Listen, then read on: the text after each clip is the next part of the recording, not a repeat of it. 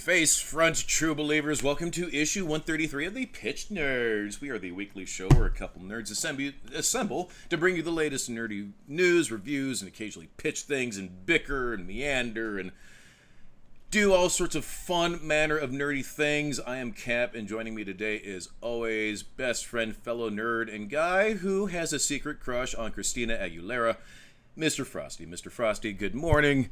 How are you feeling? Good. Yeah. Trying to remember. The only thing I really know isn't Christina Aguilera. It's like no. No, that's the other chick. No, that's Shakira. Christina Aguilera is the genie in a bottle. You have to rub her the right that's way. right. You gotta rub me the right way. Yeah. If you wanna be with me. Oh yeah. There's a D&D class called Genie, and it's a genie. It's what do you call it? A warlock, but you get your power from a genie. Okay. And they're really cool because you can literally get your own. It doesn't have to be a bottle if you don't want, but you can get your own genie bottle or the equivalent of. Like it could be like anything, a shell, whatever you want. Right. But you go into it, and that's like your pad. And then if you take if you take an imp as your, because you can either get a sword, an imp, or a book as your like gift from your patron. If you get an imp, I mean it can be anything else, but an imp's the best one. It turns invisible. You go into your house, then it picks up your little lamp, and you can talk to it, and it just flies you along. And then at high enough level, you can bring the whole party in there, and so you can just be like, we're basically like, we never have to worry about shit. We can just fly wherever we want, invisible. And then the other thing you can do, which is crazy, this is how powerful this subclass is because they didn't think this shit through. There's a spell called Glyph. I can't remember what it's called. Glyph of Destruction, Glyph of Warding, whatever. But you can put it on something. If you move it, it breaks the spell. But your house is in a different dimension. It never moves. The container does, but your thing doesn't. So Are you Futuramaing this shit? no, listen. You're applying Futurama logic to this. All right. So it's true though. It's how the universe it moves around you. Yeah. Yeah. No, the universe. It's a pocket universe. Yeah. Yeah, the pocket universe doesn't move. It's just the container. Yeah. In the other one, but anyway, so you cast Glyph of Warding on like a book or something, right? And what that does, it allows you to put a spell that when you and you can do whatever trigger you want. Like you open the book and it goes off. Right. So you put it on every page of a book, and you do all stuff that like buffs your character. Right. So then in battle, you just go, "Excuse me for a second," and then you go, "Open the book," and then you go, and then you come out, and you're all like Super Saiyan times 20 or something, and like you just destroy shit. It is such a powerful subclass. That's awesome. Anyway, what an intro. Yeah. My goodness. Anyway, anytime I think about playing that class, I always go like, "I'm a genie in a bottle. You gotta rub me the right way." God, I remember the controversy with that song. You gotta rub one out at one point in that song. So there was a lot of controversy with the song, and then she eventually changed it for the radio edit, which is you have to love me the right way. But no, you have to rub me the right way. She go, come on, and rub one out, or something like that. I was like, holy shit. Oh my goodness. Well, what? So, sorry, I got that went somewhere else. You say something, my brain goes. I know. Just sometimes you just have to light the match and just sort of mouth breathe from the bushes at their own inferno.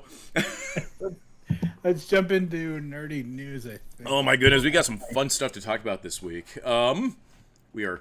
Yeah, I don't have my headphones on, so hopefully we'll have a little bit of feedback, but hang on. I think you sound phenomenal. I haven't touched the settings in months. They are locked. No, I just wanted to turn on the playback to see if we sound okay. I think we're okay. Yep. Anyway, okay, so nerdy news. Thank you. First up, an animated Evil Dead series is in the works. Bruce Campbell, of course, will voice Ash Williams. Thoughts? Okay. I love Evil Dead. I've seen all three, well, 2 plus Army of Darkness. Right. And I read one of the comics where it's Evil Dead versus Jason versus Freddy. Okay. And then like or Ash versus, and Yeah. then there was also that recent series. I'm trying to. I'm blanking on the female actress's name, but I loved her. Right. I saw. It's one of those shows like I watched a lot of, but then just there's so much of it, I just kind of stopped watching. Mm-hmm. Not a fault with the show; it's just other shows, you know. Yeah, yeah. But yeah, so I love it. An animated series sounds cool. I think you can do a lot with that. You can do a lot with that. It's cheaper. Yeah, I mean, there's a lot of anime series, and no offense, like they just did Suicide Squad Yeah. anime, Isekai or whatever. Yeah. And then I think at the end of this month we're getting a Terminator anime. Yeah. Actually, I have a neat. My contribution of nerdy news to this is that we are also getting a Rick and Morty anime. Yeah. Yeah. So I like anime, and I get taking our stuff and changing it to anime because we take their stuff and we change it to American. Right. But I don't know. I just they going? Do we need another anime? Because I mean, or like, because I kind of feel like we're needing another anime, and like it's like maybe I don't know. I don't know where I land on this. So people love it. Okay, so here's God, don't hate me. It's either turn it into an anime and piss people off, or race swap a main character and piss people off for the sake of freshness. It's sort of the same type of thing. Where just some are taking it the anime route now, trying to freshen things up a little bit. Yeah, I guess I don't care about race or gender swapping or any of that shit because. Well, right, but I mean, but the point is that how do we make something fresh? Some are saying, well, let's make it an anime. Yeah, that's a great fucking idea. Well, how do we make it fresh? I don't know if it's fresh. It changes it. Like I did see a little bit of Suicide Squad Isekai, and okay, it sounds sacrilegious to our anime nerds. I don't enjoy. I'm lazy. Give me a dub. And as soon as it was subtitled, I just okay, I'm done. Right. Especially with anime, because anime is a lot of like talking and stuff. It's not like watching The Raid where it's just a dude beating the shit out of people for an hour and a half. See, I like dub just because my brain is too distracted with the words. It sort of misses the art style, the beauty of the anime. Yeah, you know, like but that said, I get that it is cool because I watched. There's a fight between Harley and Katana, and really Harley should not stand a chance against Katana, in my opinion. Right. But who cares? Because this looked fucking cool. Right. And so I guess look, if you're gonna do it, and if it's made for Japan and this is what they want, dope. Right. If it's made also for us, can you just release a dub at the same time? For you know what I mean? Like that would just be my critique. That's a fair critique. No, see that's always been my problem with subtitles is that I'm too busy reading the words. I'm missing everything that's going on the screen. And anime is so beautifully drawn that it just it sucks me out a little bit. Yeah, especially a lot of those still shots where it's just people talking. It's just a still shot, like the Rock Lee fight. Yeah, Rock Lee fight. Rock Lee Gara. I know. I was talking about that the other day. I watched that in. I was at my buddy's house, and they were his husband's a DJ, and so he was DJing, and they just had it on because he loves anime, and I'm just watching it silently because I don't have an ear for his music. No, try. It's baseball to me. And so I'm watching it, and I've seen that fight 100 times, but then you realize just how much it cuts to people thinking about the fight, and it's just a still shot. Right. But I do think they do it well enough. Like we didn't care in oh god, what was it? Season 4 of Young Justice. Yeah. All those scenes where they kind of storyboarded rather than animating because to save money. Right. Where it was Darkseid talking about, and I think that's the key. It's got to be interesting dialogue, which it is. Right. So yeah. Yeah. Keep going.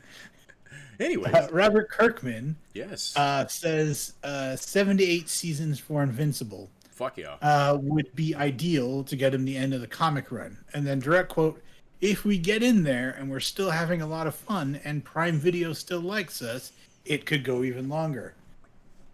Okay. So, are there offshoot comics for Invincible, or is it just the one Invincible I think comic? there might be. I mean, it's set in the Image universe. They generally don't mess with other people's stuff too much. They do a little bit in the Invincible Wars because you see like Spawn and that. God, I'm blanking on his name, but the Dragon Cop guy, Savage Dragon. What's her name? Witchblade. You see some of those characters in the Invincible Wars. Okay. But, I think Mrs. Cap has some Witchblade stuff. That's cool. yeah. Well, so the rule in Image is they can use is each comic is its own version of the same universe, and then it shoots off. Okay. So like they all exist in Invincible, but then Invincible does its own thing, and then they all exist in Spawn, but then Spawn does its own thing. Okay. And that way they can kind of share the universe, but nobody steps on each other's toes. Okay. Interesting. Yeah, it's an interesting way to do it. But yeah, so my thoughts on this are 78 seasons. That makes sense considering what I know the length of the comic. Mm-hmm. And I think that's enough breathing room, you know. Right. As for if they keep going, I mean, yeah, it's got to be something that isn't the comic. Focus on finishing the comic, and then if people are still down for more Invincible, go somewhere else. But I'm almost hesitant to say don't do the boys where we're getting all these Like sides. the 'Cause I'm Gen starting to B. get lost in them all. Yeah. And now we have the Soldier Boy. And yeah. Yeah, I'll probably still watch it though. To be Oh yeah. I mean, I'm sure it's going to be great television. It's just they're doing the thing that they're openly mocking. yeah. So I mean, whatever. But what do you think? At 78, does that sound 7 to 8 seasons? Does that sound good to you? I mean, it just don't pull a Walking Dead and just make it bad. Like Walking Dead started off great and then it just went bad. So just Well, they didn't follow the comic. This is the guy who wrote the comic also writing the show. yeah. So he's kind of it's changing bits and stuff and moving stuff around, but it is following the comic story. So that's what I mean. So if you're saying that's enough breathing room to tell the story, then I'm cool with it. I'm going to take your word for it. I love everything that I've seen. We're only 2 seasons in. Just don't stop with that half season shit. Stop with that giving us a half. The split, yeah. God, I mean, if that was stop just it. a writer's strike, I get it. But yeah, hopefully season 3 drops all at once. They did season 2 and 3 at the same time, so I'm hoping season 3 drops all at once, or not all at once, but weekly. Yeah. And then season 4, we talked about it before. They showed us the black and blue costume. Yeah. And that's sort of Mark Grayson's Empire Strikes Back era, Okay. where it's like darker and it's, you know what I mean? I know it's weird to say darker on that show. He ain't saying nothing yet. You just freaking, I'm gonna hold your face out in front of this train while people are obliterated against you. I saw a funny thing Super Killers posted, and it's one of those things. I was like, God damn it! 'Cause he's like 6 foot something, and he posted this thing that was like a picture of a step stool and something, and then it was Omni-Man. He's like, do you see what they use to just get a mere fraction of our power? And I was like, screw you. But that's funny. That is funny. Okay, so Zack Snyder, when asked on his thoughts in David Corenswet's Superman costume, said, direct quote, I'm going to say that let's see it in the movie. I'm interested to see how it works as a piece of storytelling. Yeah, but I'm excited. I'm excited to see it. Okay. I mean, So, it looks good. I think it looks good. I mean, from what I've seen, costume is fine. I'm just interested that, like, you know, he's like, yeah, he's interested in seeing this movie because obviously there's that famous internet thing that people think they hate each other, they don't. Yeah. And like, I mean, so yeah, I think I mean, it's, yeah, I agree with him. It looks fine. I'm excited to see it. I would be interested because I'm not sure he's like, I've heard quotes on Snyder on comics and he likes, I mean, it's obvious. He likes like the Frank Miller. Yeah. He likes the darker stuff. Yeah. I think he's going lighter in this one. So we'll see if he enjoys it or not, if he talks about it. Speaking of Zack Snyder, the R-rated Rebel Moon director's cuts are now streaming on Netflix. Yep. No, really. Yeah, same. I mean, like, Don't make me I sit through saw that it. again. That's kind of what I feel like. Like, it's kind of like I don't really want to watch the whole thing. Though I have heard that the slow mo, because there's more like gore and blood, Mm-hmm. it's less like annoying. So you know what it reminds me of? Remember when Mortal Kombat first came out on console? You had the Sega version that had the blood in it, and that was the one that everybody wanted. ABB select start. Right. And then you had the Super Nintendo version that was just nothing. I think it was like sweat or something. It's sort of like that. They gave Yeah, but us. you remember you had to type that in? ABB. Yeah, the blood code. Yeah. And then it goes enter, because the whole thing was you had a screen and it talked about there were several codes. Yeah. A code of conduct, for example. It was like this long paragraph, just like, this is where you enter the code. See how many times you said code? Oh, the things we had to do back then. So Rebel Moon reminds me of that. We got the Super Nintendo version, but we couldn't put in the code. So now here's the Sega version. Here you go. Now there's blood. But the Super Nintendo didn't have the code. Only Sega had the code. I thought there was a code on the Super Nintendo version, or I think there was a version to but make it didn't make it allow green. blood still. So I think it turned the blood green or something. God, this is forever ago. Turok was the one that did green blood versus red blood because Okay. they found it less visceral. Okay. It was a trick. So back to people who are younger friends who watch this show. To our Back zoomies in and the day. alfies. Yeah, well, I don't know if we have any of those. We have young millennials and Gen Zers. Yeah, the back then blood was controversial, so we had to press it, like you had to change it from green to red in a lot of things, and yeah, they did all sorts of tricks. Did you ever play Carmageddon? That was another one that did that. No, I heard about it. Yeah. The one game that sort of broke everybody's head was Slaughterhouse. Yeah. For Sega. You play like a Jason Voorhees type guy. You just turn people into mush. It was fun. I remember Slaughter. It wasn't even that bloody. Like Yeah. I thought, oh god, what was it? The one where you play the Dampier. It was a really good series, and she was the first video game character to appear in Playboy. Oh, the one with the hair, right? Blood Rain. Yeah. Yeah, I thought that was pretty fucking. That was cool and bloody. I just love that game. Yeah.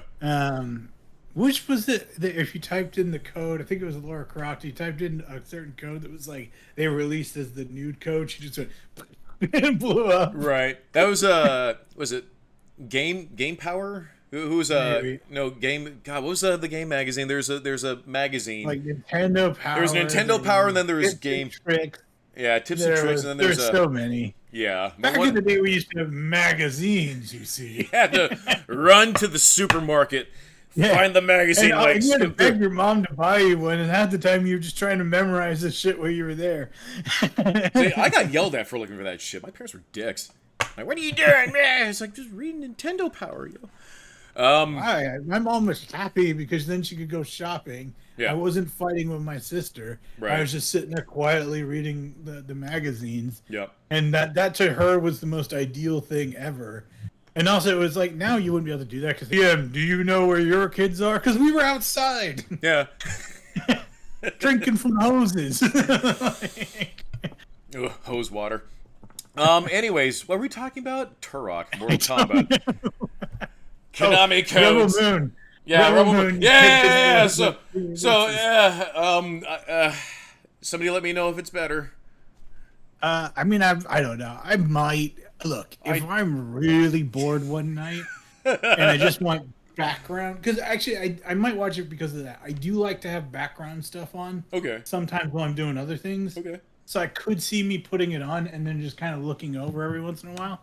So I might watch it that way. So I think I mentioned this. I can watch if I were to be held at gunpoint to rewatch this thing. I would turn on my Star Wars brain and watch it as the Forlom adventure, where Forlom is on like some forced journey because nobody talks enough about Forlom. Who the him and his buddy Zuckus, like they're homies. Do you never just like to have something on though, like while you're working on something? Yeah. So when I'm typing, I don't like to have like talking. I don't like to have music. It's more like ambient noise, like ASMR. I like stuff. music for writing, but I like like if I'm going through emails and like dealing with stuff, like if I was designing or drawing, Yeah. I might have it on in the background. Yeah.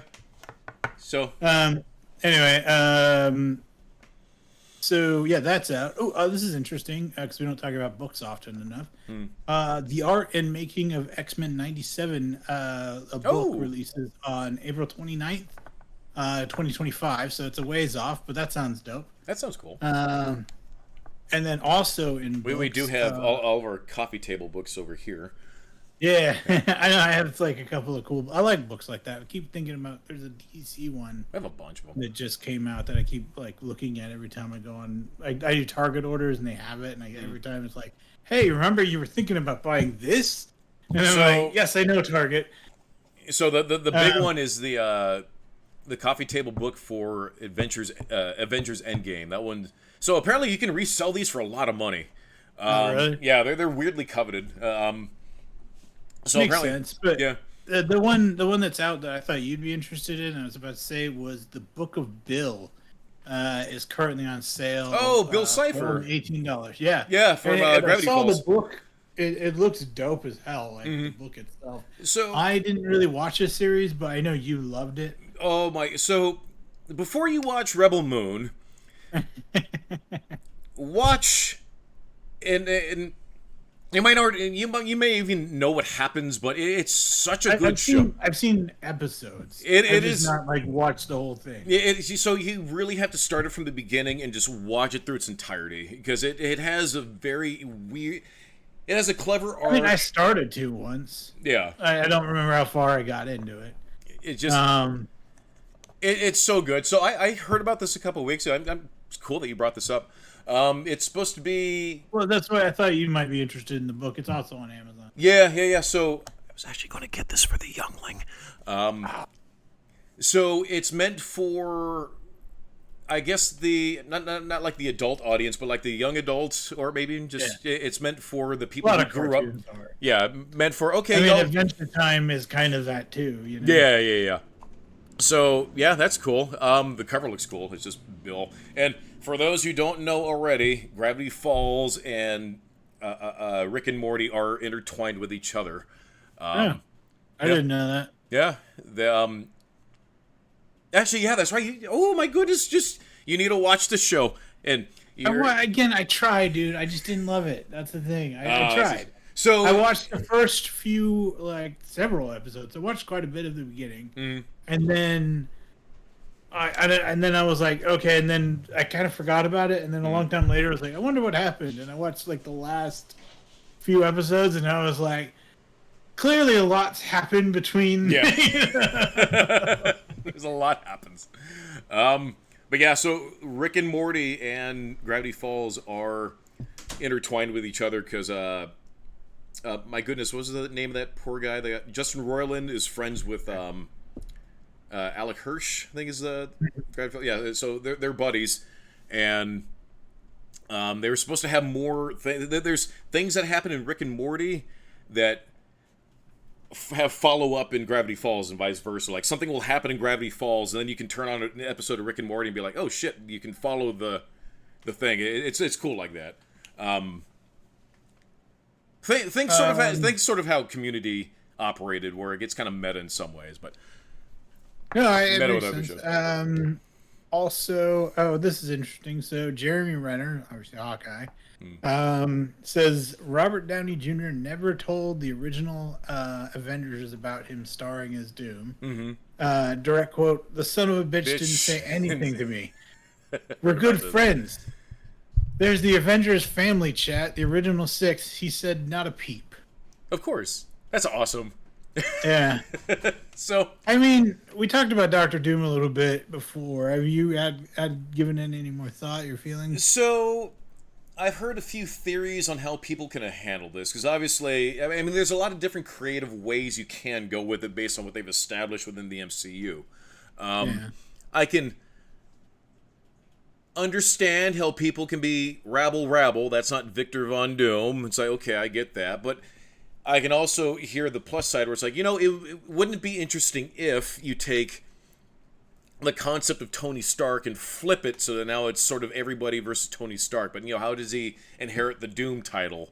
And people are saying that have it rewind back to the incident with the cave where he first becomes Iron Man. It's just instead of, being altruist and fling and doing all that crap, he then takes over the country, and that country ends up being Latvia. And then he sets up his rule and yada, yada, yada. There's some people who are saying that, oh, maybe Tony Stark is his American name and maybe his birth name is Victor Von Doom. So there's a lot of theories. I don't know. Robert Downey Jr., I mean, there's that whole issue with Kang that the actor spoke out. He feels awful about everything. Yeah, he did. He was pretty respectful, though. He was like... He was, like, very sincere and candid with that interview, and it just you feel for the guy. And I think the interviewer brought up a good point where, I mean, regardless of what the guy did, not justifying anything, but the question was, how do you feel being convicted of a misdemeanor and being kicked out where other people such as Robert Downey Jr. and so and so and so and so have spent time in jail and have been convicted on felony charges, and here they are making all this money. I thought that was an interesting question. My answer to that is not enough time has gone by for him to understand the hurt and harm he's done to society before he comes rolling back into the spotlight. I think South Park. Yeah, I think South Park made fun of that in some capacity. I just forget what. It's like Robert Downey Jr. like suffered and stuff. Yeah. That's so messed up, though, as a society. That I hate that idea that we deem out justice. I mean, I guess it depends on... I don't know. I think that people, like, if something happens, we just gotta be like, well, we were... what happened? No, you're good. We weren't a part of it. Let's just kind of back out of it and let the parties involved do it. I don't know. I don't want to have an opinion. I hate this stuff. I know. But anyways, I heard about this one with the group chats. It's funny, but that is the power of the Disney NDA. Because Jeremy Renner, he's got a big mouth on it. Jeremy Renner, it is factual that Jeremy Renner's got a mouth on it. Like, he will say shit. He will spoil shit. I thought the one they had to worry about was Tom Holland. Yeah, Tom Holland also. It's the two of them. I think Banner also. What's his name? My goodness. Fucking his name too. Fucking that guy. But anyways, that's cool. There was a leak of the Fantastic Four test footage or footage that they showed during a Comic-Con. I thought it was cool. I think there is no Ruffalo. You're Ruffalo, Mark Ruffalo. I don't think there's I don't think there's a coincidence that they're starting filming on the Fantastic Four movie and they just happen to announce Robert Downey Jr. as Victor Von Doom. Oh yeah, I mean he's their villain, right? So, God, I love Fantastic Four. I hope it's good. It's one of my all-time favorite comics. And one thing I'm really happy about is when I met Cap, he was like, "The Fantastic Four are dumb." And then over the years, I've planted seeds, and like he was like, he's like the thing. He's just a rock, and now you're just like, yeah, he's awesome. But he can punch the Hulk. Yeah. Well, I don't know. There's a recent story. Well, I don't know how recent it was, but I read it recently. It's one of the saddest stories. It's like him and like the Fantastic Four. They were like at Grand Central Station. I think the Baxter Building got blown up or something, so they needed to go somewhere. And he's just wearing his like fucking trench coat and stuff. And this lady is like, "Oh my god, a monster!" And she like freaks out. And then Sue turns him invisible. And then like the cops are like, "Okay, Grandma," and they take her away. And then she's like, "I'm sorry, Ben." Like, and then he's like, "No, she's not wrong." And then he like wanders away, and he sees a woman getting like attacked, and so he rescues her. I think he's over like in Yancey Street or something. Yeah. And then she's happy to see him, and then he's like, and then she asks him to go out with him and he's like, yeah, and he gets a friend. Yeah. And he's like he thinks it's the most amazing thing in the world, and he can't wait to see her. And she's just being this really nice, kind person to him. Yep. And And then, and then he, what's his name? Fucking Absorbing Man.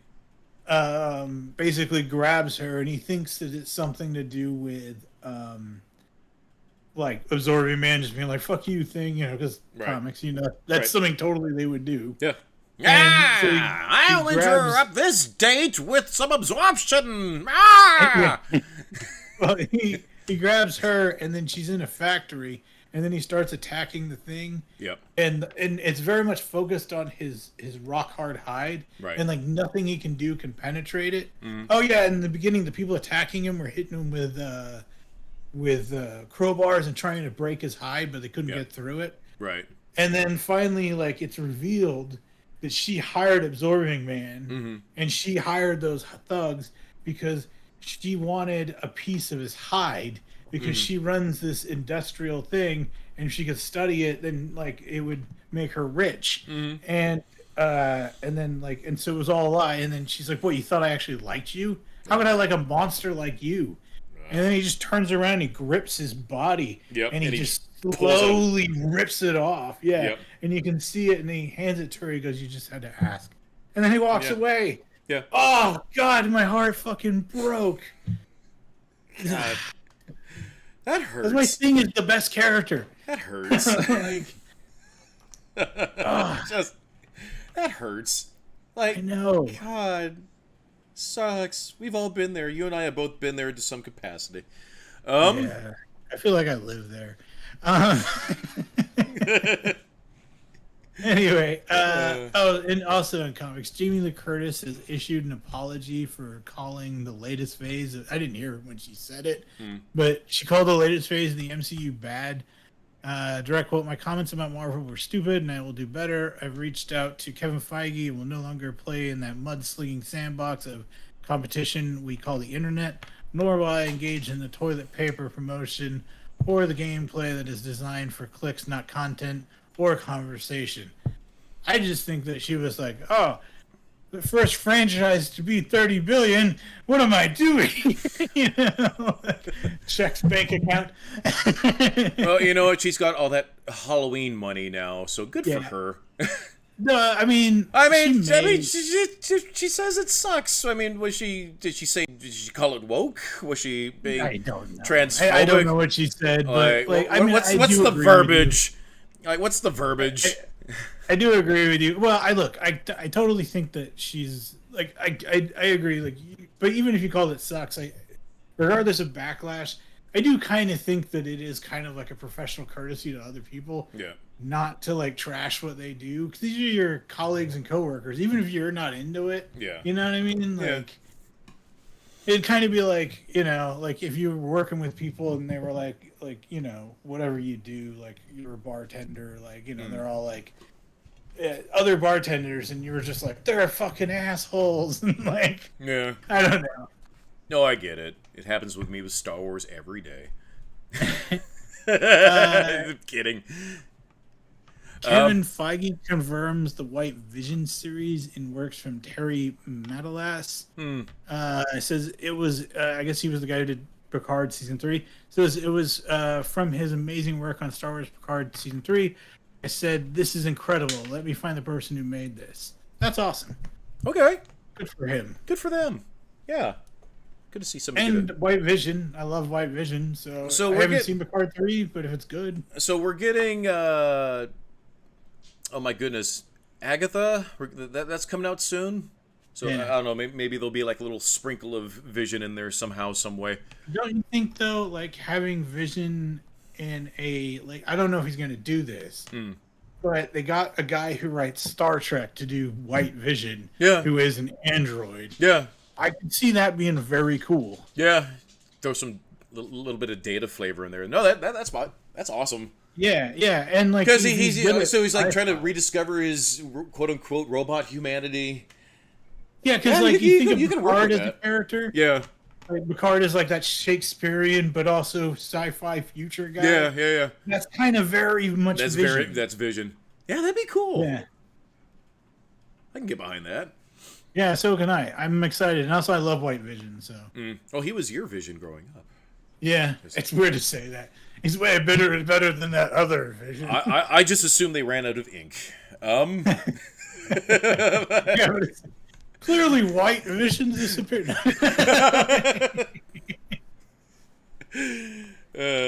Anyway, Anyway, so lastly, Denzel Washington, sorry, it says The Gladiator 2 is the biggest film he's ever worked on.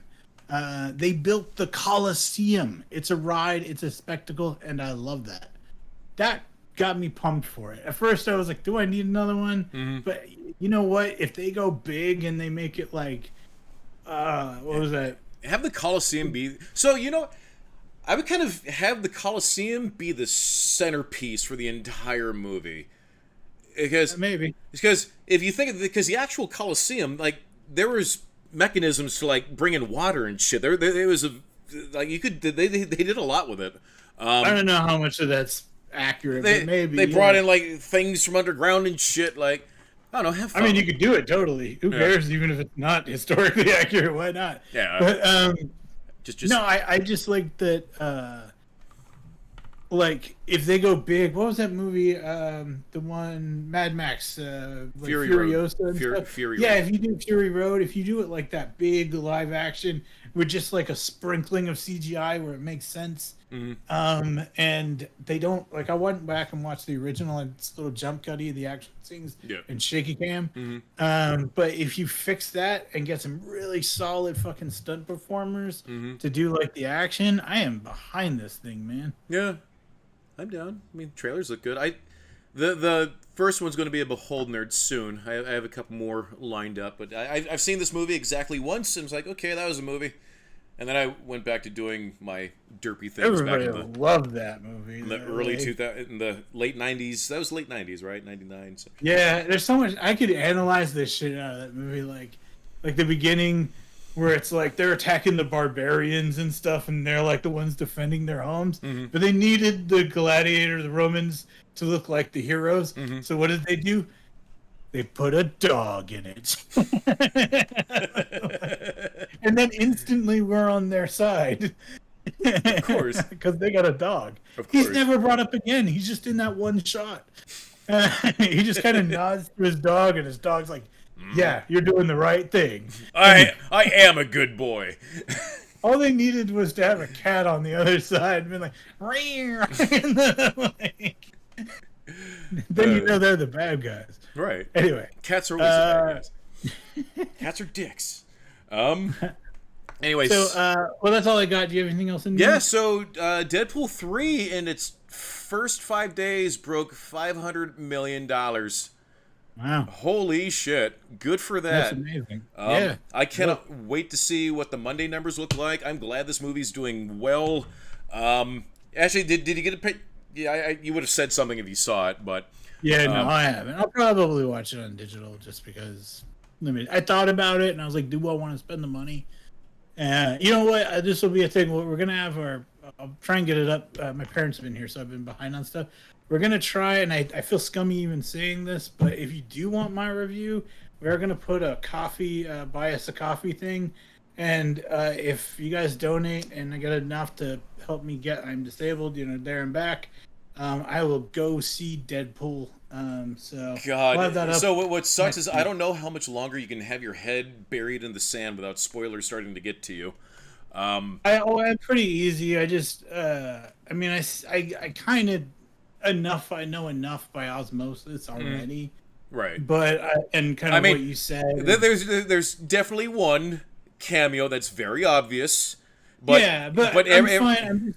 I'm doing my best to ignore it, and I know how fast stuff moves nowadays. Yeah. It's not that hard. Okay. I've been in the bubble because my parents are here, so I don't know. I'll worry about it later. Yeah.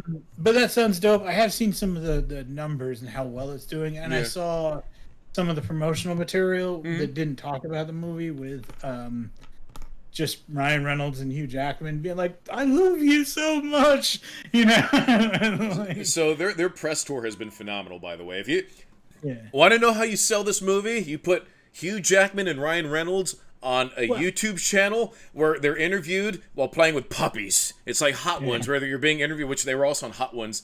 I know, I saw that. God, that was fun. I think though that Ryan Reynolds is I mean, you have the ultimate marketing guy with Ryan Reynolds. Oh yeah. So I mean, he became a billionaire just through marketing. Like, yeah. So yeah. So I've got one last piece of news. Actually, yeah. No. So here's how the YouTube algorithm sent me. So Mrs. Cap sent me a video of Ryan Reynolds and Hugh Jackman being interviewed while playing with the most adorable puppies you've ever seen on the planet.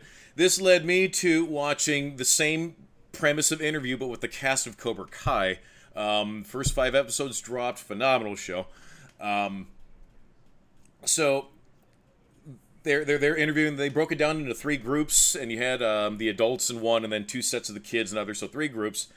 Ralph Macchio let drop that there is a Karate Kid 2025 movie in the works. Yeah, I heard about that. And he said, I can't say much, but is going to continue to honor the legacy of the Karate Kid. That dude's like must be over the moon. I know, and right? It's so funny because it's like I didn't see him forever. He was like working at a Safeway, and then all of a sudden no, he gets I don't know about that. But like he was in Dancing with the Stars, and my parents watched that, and I was living with them, and my cat would be like, "We have to go out and sit and watch Dancing with the." I was like, "I hate that show," and he's like, "No, you're doing it," and he would just like scratch shit until I did it. So then I had to go out and hang out and watch this show every night. And so I saw his like, and they even did like a Mr. Miyagi reference because his leg got hurt, like on the injury. That show is actually kind of interesting because like it's like people are banging and stuff, and they're not supposed to be because they have like wives and stuff. You can totally tell they're hooking up with the dancers, of course. And like and then like and then people get hurt and stuff like really badly. Like Steve-O fucking rolled onto something and like hurt his back. And then there's just people like hot people fucking spinning around in tiny outfits the whole time. Right. It's actually kind of a genius formula.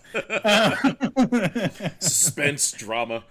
No, so I'm excited. I'm not sure if you watched any of the new Cobra Kai yet, but it's fun. It's you know what it is? It's TGIF, the soap opera. And no, look, it's I so loved good. It. So good. I lost interest. Not any fault of the show. It's just one of those things. Other things came out. And my brain just says leave the ladle. So let's jump into reviews real fast. So we had the big one that dropped this week is Batman: The Caped Crusader. Yes. They dropped all of them together on Prime, so you can watch all of them. I'm about halfway through the series. Yeah, I'm about. So I fell asleep during part of an episode, so I'm about halfway there also. Yeah. What do you mentioned it last week that you started it? You gave a. I mentioned it. I saw it when it first came out on the first because I've been really excited for this. Obviously, Bruce Timm's back. Sadly, Conroy's not there, so and no one's ever going to top him. Nope. But decent Batman. Okay. So the good, I really like.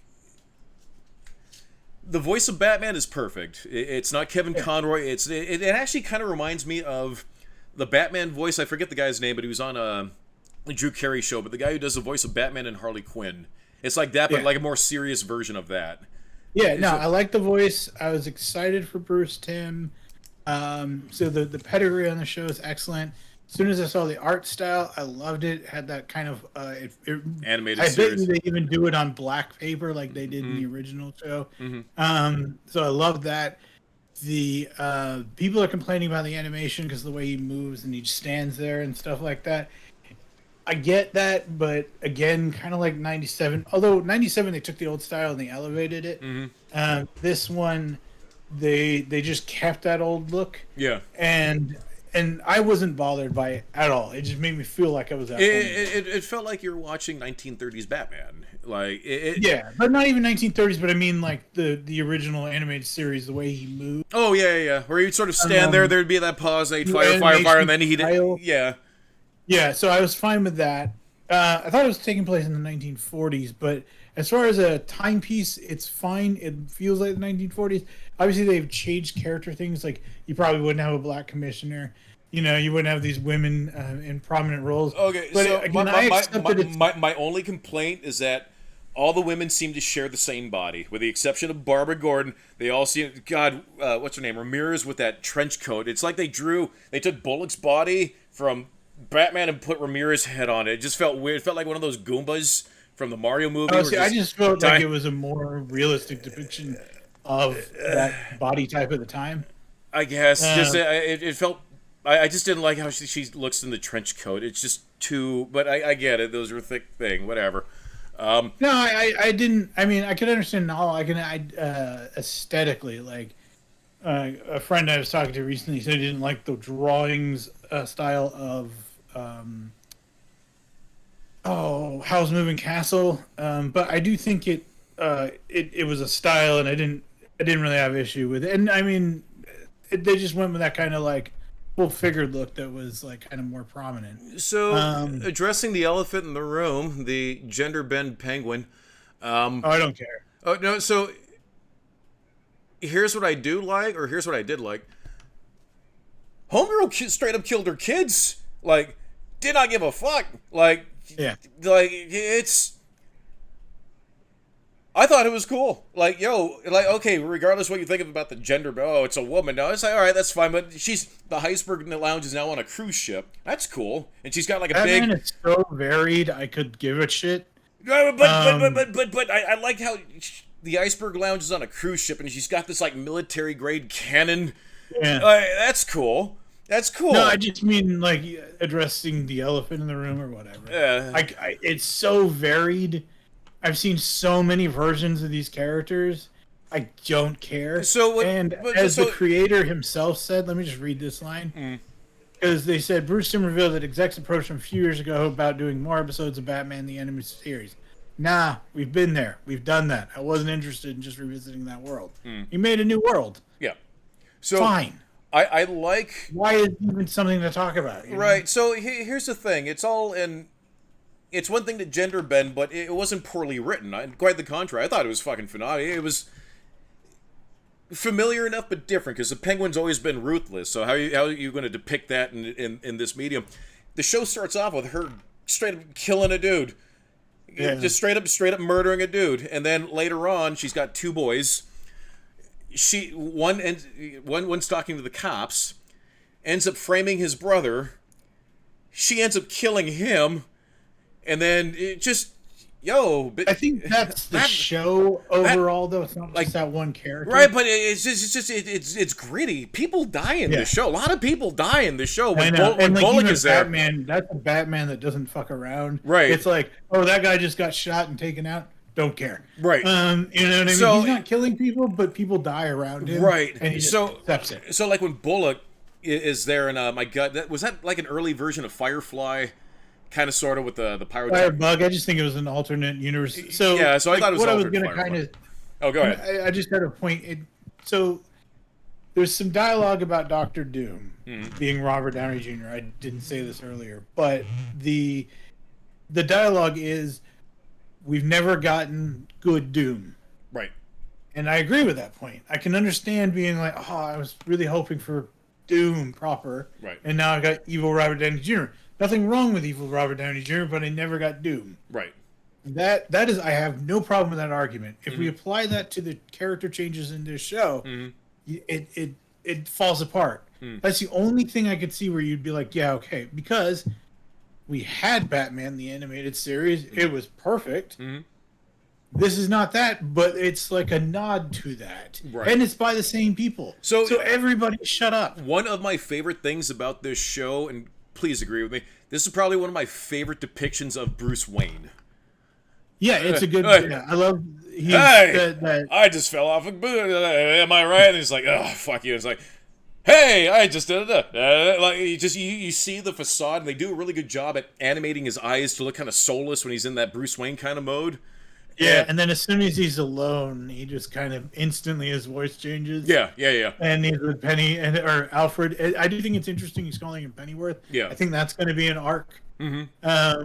Where he changes to calling him Alfred. Yeah. Especially if the show continues. Don't know if he does in this show, but I feel like that's going there. Okay. The versions of the characters, I love them.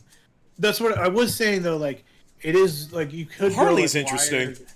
Harley's more of like a Dexter. Wire these characters though, like you wouldn't have like a Black Commissioner Gordon in the 1940s. But again, it's an alternate universe that doesn't actually exist. So you know what? It feels like Commissioner Gordon. It does. I mean, it feels like Gordon. But I'm just addressing that Yeah. it's not historically accurate, and I don't think it has to be. As soon as you have fantasy stuff, you no longer have to be historically accurate. Yeah.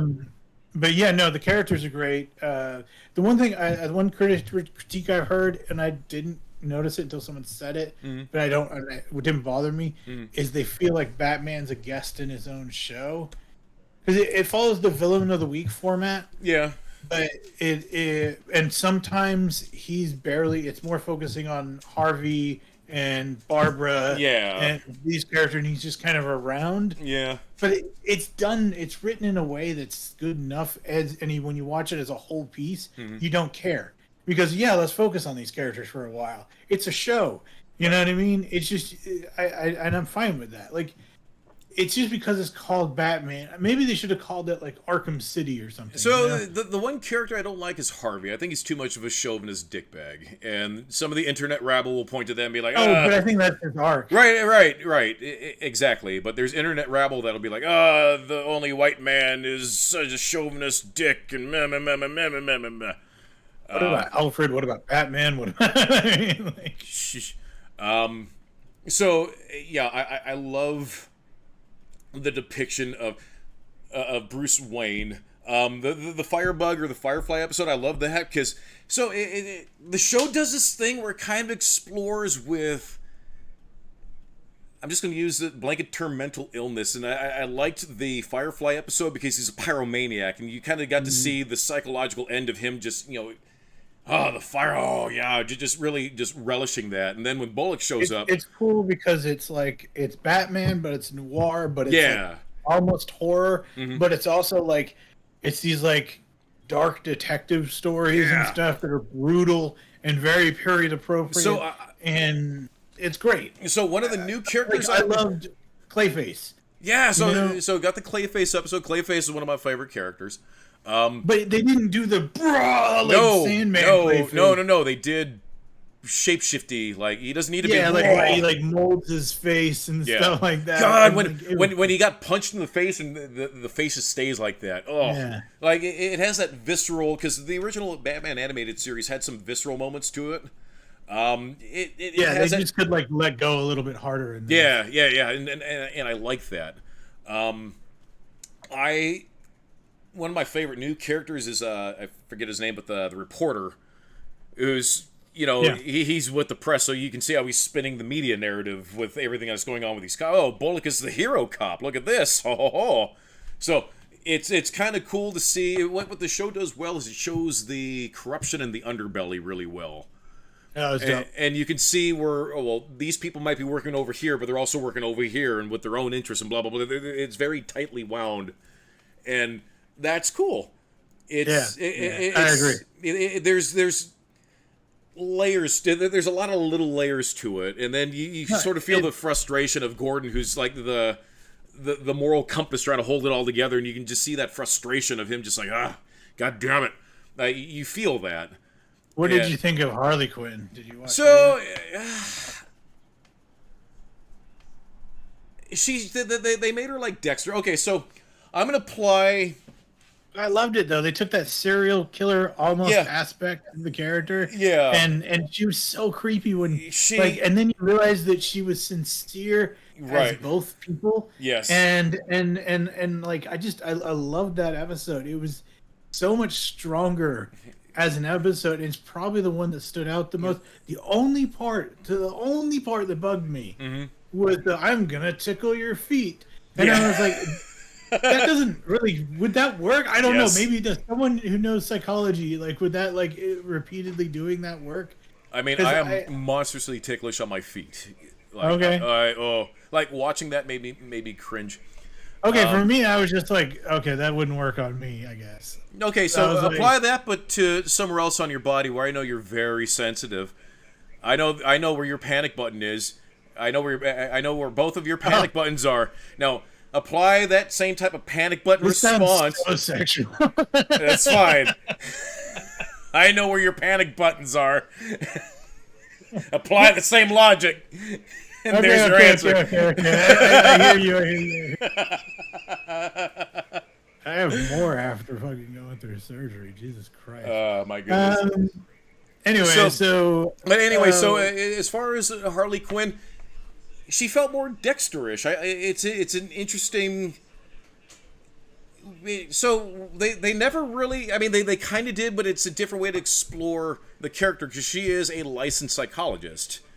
And let's explore that a little bit more. And you've seen how they've explored it in, let's say, Harley Quinn in the cartoon, where she has that sort of split personality type deal, where she has her good self, and you have Harley. I thought it was sad too with the. See, this is how much I like the show. When I felt bad for the girl that couldn't meet her in the end, and then also the way that Barbara realized that her friend had this weird dual identity. And yet she cares enough about her friend that she went back. I just think that it's good. Now, is this X-Men 97 good? Sadly, no. But it's its own thing, and it's just as entertaining if you're the right person. Right. X-Men 97, I think, has more mass appeal. Yeah. Because it's bigger. And well, I mean, it's a different kind of show. This is more of like a gothic noir. Like, if you're into the predecessor of the animated series, this is for you. The intro is cool. I dig the intro. It's not the classic Batman animated series intro, but it's still cool. My brain, I'm looking like, oh, that's an interesting filter. You see the way the light moves with the particles don't? Yeah. I was like, maybe I should do that in one of my pieces. You know what I mean? Like, that's where my brain goes. So I like the bit where it's showing the flashback to what happened to Bruce Wayne as a child, and it's him laying in bed, and he wakes up and he just opens up the door on Alfred. He's like, what does he say? I want to get them all, or something like that. And he goes, and you're gonna help me. Yeah, and he just slowly closes the door. And well, that's what I mean. Like, all the characters have this kind of, even him with his dual identity and stuff. Right. They're all creepy as shit. Right, and I love the dialogue between him and Harley. Yeah. And like, she knows something's there, but it's Batman. Fuck you. I'm just a guy with a bunch of assets, a bunch of time, and blah blah blah. And he's technically not wrong in everything that he says, and that's what's great is that there's layers to it. Yeah, but she sees through it. It's just he's rich enough that there's nothing that she can do. Right, like there's the one where it starts off. Sorry, I was out late with a lady friend, and it's like, oh, he's talking about Catwoman, and it's just little things like that. Catwoman too. I loved her episode. Yeah, I love how they brought back the classic. We have the statue over here, Mrs. Cap, of the classic outfit there. That was cool. Oh yeah. Remember when Catwoman was portrayed by a black woman back in the '60s and nobody gave a shit? No, but I wouldn't care. Well, remember when that's what I mean. I've seen so many versions of these characters. I don't care who's what. Remember when the Joker was depicted by a Mexican and nobody cared? I don't care about any of that stuff anyway. I know.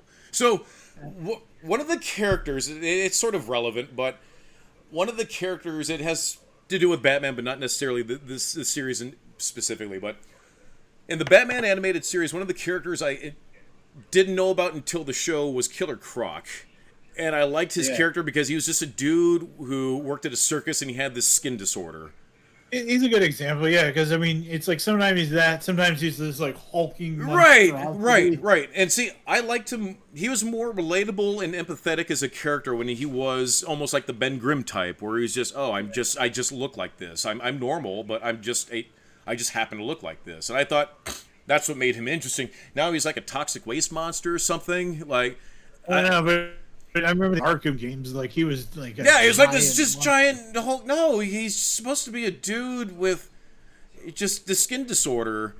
I don't know. This is why I'm okay. This is the thing about Batman, though, and that's because I'm fine with it, because when you saw him in that game, you were like, "Whoa, that's fucking cool!" Right? And like when you see him like being like carted off, Yeah, and you didn't care. Yeah, and that's why I don't care. It's because I've seen make him whatever, as long as it fits and I'm just like, "Whoa, that's cool." You know that's what all you have to do. At least they gave Barbara Gordon red hair. Can we at least just be thankful for that? I don't know. Yeah. But anyways, we also got to see Dick briefly. I think I paused that episode. Oh, I don't think I got that far. Or yes, childhood Grayson. Okay. But Shut Up and Take My Money, loved it. So I like how there's no back computer. I love how it's primitive technology. Like the gas grenades are actually like these big canisters that are like clunk, clunk, clunk, clunk, clunk. Just, I like that. There's a lot of good things about this show. Shut Up and Take My Money. Easily one of my favorite depictions of Bruce Wayne. Easily. No, it was a show that at first, I will admit, there was a little bit to me that was taken back because I was expecting animated series. And I was like, oh, it feels like the animated series. And then I was like, oh, it's not the animated series. But then as I watched more and thought about it, I was just like, oh, this is its own thing. I like it, you know? Yeah. But there's traces of it. My God. It's very reminiscent. Villain of the Week, the whole art style, some of the character dialogue. It's very turned up though, like what's his name's Crooked, and then he's got that other cop with him. And they're both like they're like villains themselves. Yeah. But see, it's good. It's good. Totally. Shut Up and Take My Money. I want to stop for 90 seconds so I can go refresh my coffee. Okay, I'll pee. We're going to be right back.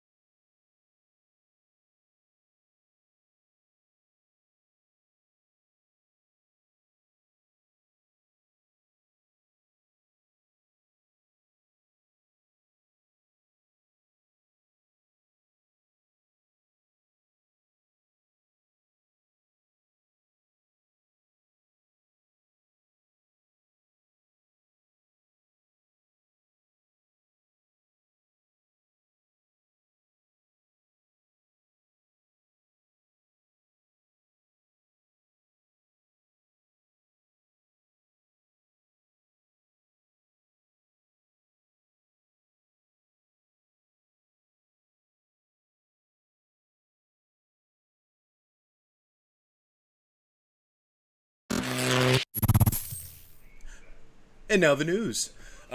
So Shut Up and Take My Money for the new Batman. Absolutely. Have you seen Kite Man yet? I haven't seen Kite Man yet. It's on my list. Well, I'll give you a brief thing. Kite Man episode 4, Portal Potty. Fucking fun. Portal Potty? Bane, Portal Potty. So after getting the bar in last episode, they Golden Glider decides to move in with Kite Man. They're using Bane as, because everybody treats Bane like shit. I love Bane. Poor Bane. He's helping them move. He's bringing in all their stuff. And he's sad because he's sad because he doesn't have like anybody in his life. But then he needs to take a big shit. So he runs to the bathroom, says out of order, do not use, and he takes a shit in their house. And then he flushes, and then he comes, and then he's like in the 1980s. And it turns out Golden Gliders like killed her parents back then that same day. Okay. And then like it's all like don't change the past, but he falls in love with Golden Glider's mom. It's a fun show. So is this a sequel? Is this taking place at the same time as Harley Quinn? It takes place, I guess, prequel? sequel, technically, but not. Sequel? Okay. It just, I think there's might be more Harley Quinn though, so it's taking place in the same time. Oh, yeah. They go and he tries to get. They needed $10 million in one episode to buy Newman's, but they didn't have it, so they go and ask Ivy, and then Ivy's like, "Look, I know you spent all your money on a wedding, and then I just backed out," but she's like, "We don't have any money because we just bought another house in whatever." And then Harley like flips under the couch. She's like, "We're second house poor at the moment," and like, and so, yeah, it's stuff like that. It's a good show. This is a great episode if you love that Bane character, which I fucking love. He falls in love with Golden Glider's mom. That's awesome. Like, yeah, he leaves like a big message on the wall because he's like, "Oh, they'll see it now," and it's so funny. And then it turns out like he's like the bartender's to get back. You have to go back to the toilet and take a whiz in it and then flush. And then I guess it's a dump to go back in time and a whiz to go to the future. Okay. It's just stuff like that. It's silly fun. That's great. Highly recommend checking it out. The characters, despite all the silliness, there's like surprising depth to like Kite Man and Golden Glider's relationship. Like,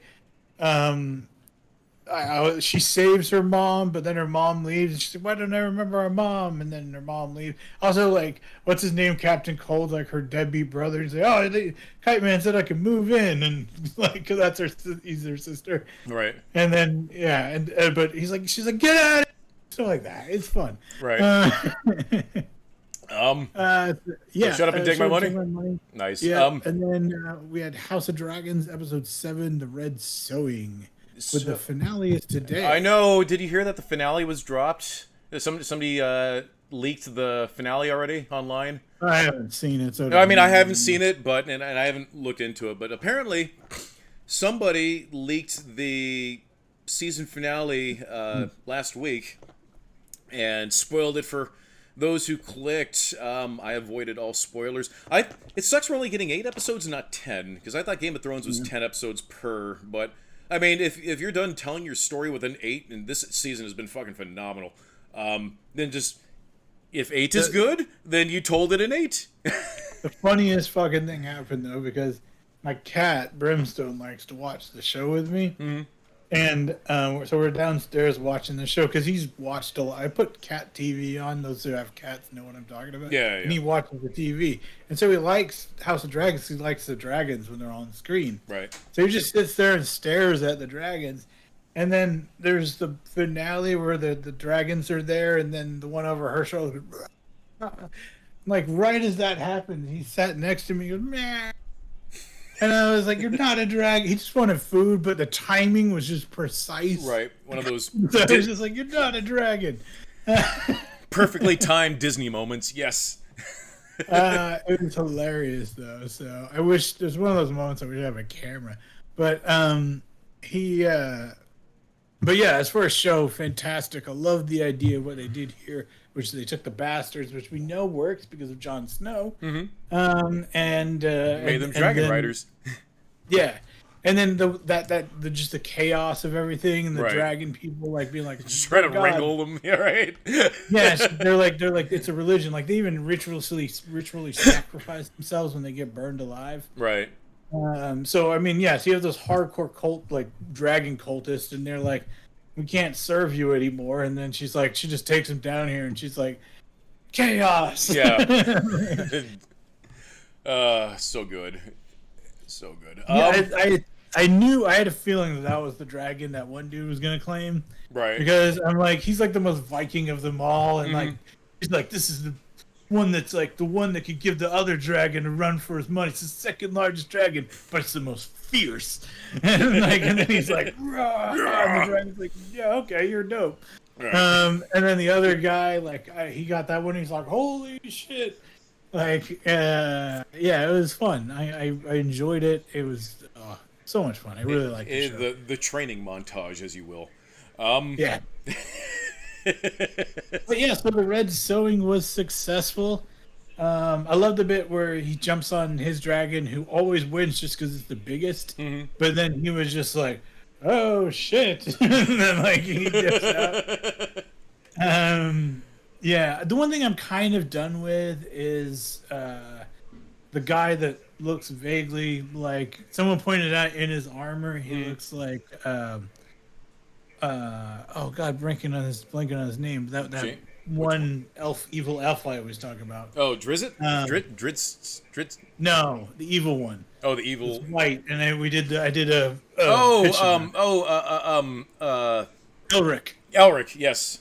Yeah, he looks just like Elric in the armor, and like someone pointed that out. I was like, I didn't see that before. Yeah, so I don't know the I'm done character, with so his okay. whole, like, not his character, but I'm done But like the with his, look, like, yeah. hey, let me just look into the past and all this stuff, and I hope that's coming to an end with like the keep playing tricks on his mind. I mean, I guess it is because it's the end of the season. Right. But I did like the bit of him slicing off the guy's head. I didn't think he would do it.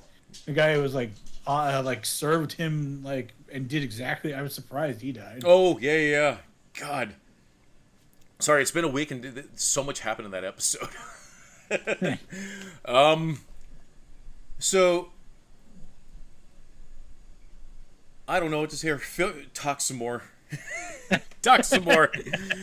No, because Well, no, I just no, think, so like, because I forgot about that part until you mentioned it. Just something like, holy shit, that yeah, did because happen. the kid comes back after his like grandfather died or whatever. Yeah. And now he's the heir, and he did his job. He brought them together. He's like, yeah, we need to serve them, and then he's like, but this guy's a piece of shit, and he was just like, Okay. I got a dragon. You guys are mean.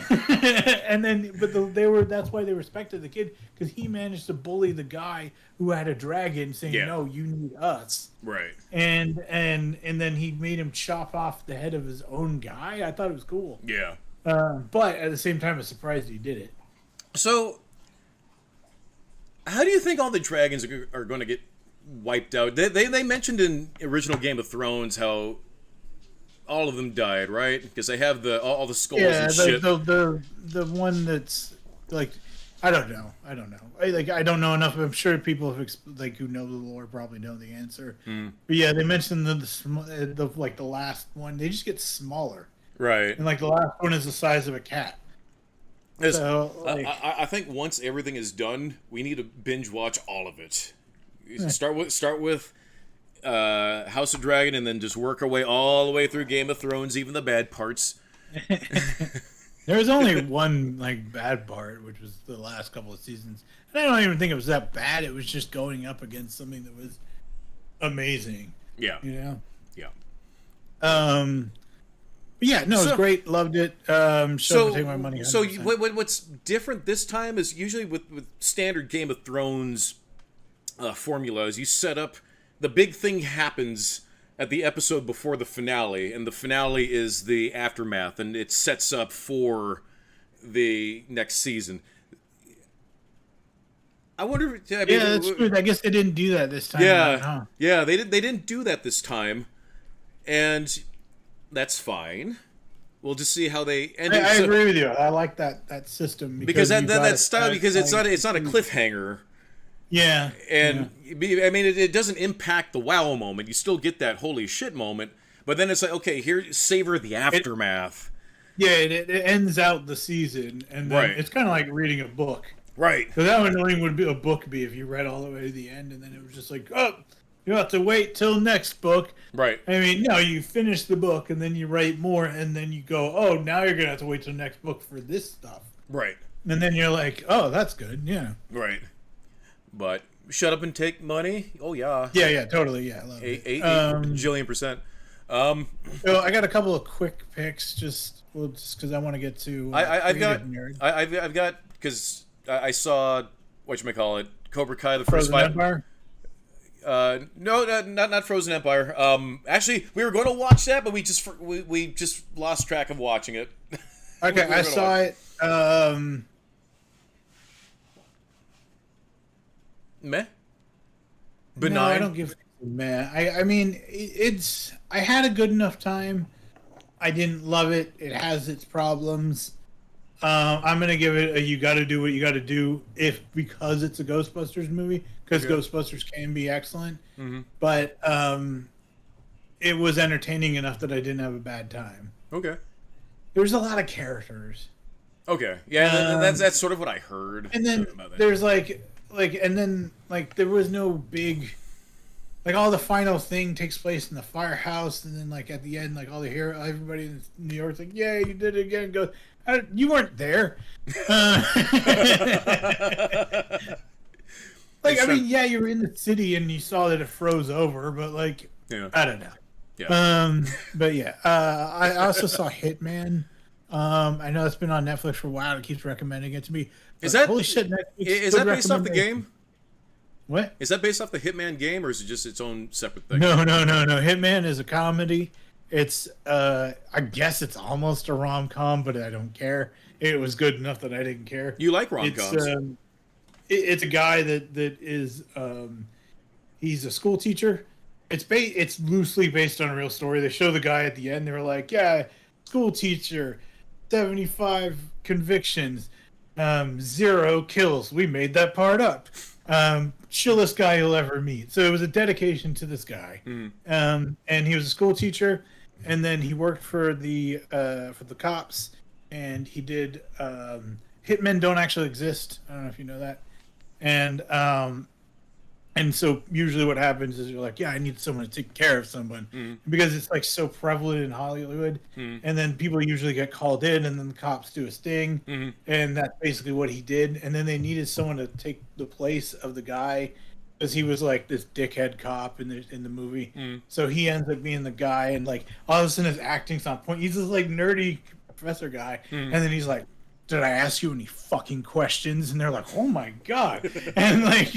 And then the story is about how if you pretend to be someone, he becomes this character named Ron, and they're all talking about how they're like, I would take your dirty seconds for Ron, and they're all how much they want to fuck Ron, and he meets one of these people who wants to kill her husband, but he feels bad for her, so he's like, don't do it, and then she asks him out, and she's beautiful, and he goes in as Ron, and that's the plot is it's really good. And she thinks he's an actual hitman and stuff, and it's crazy. And you meet her husband, and then he pulls a gun on him, and then she's like, yeah, he's a professional, do it. And he's just thinking I'm not actually a killer. But yeah, and then also if you pretend to be someone long enough, it becomes who you are. Yeah, so that's what it is. That fake it till you make it. So it's a good movie. Shut Up and Take My Money. Really loved it. What was yours? Oh, so Cobra Kai, Shut Up and Take My Money. It's the first 5 episodes. It's more of the same.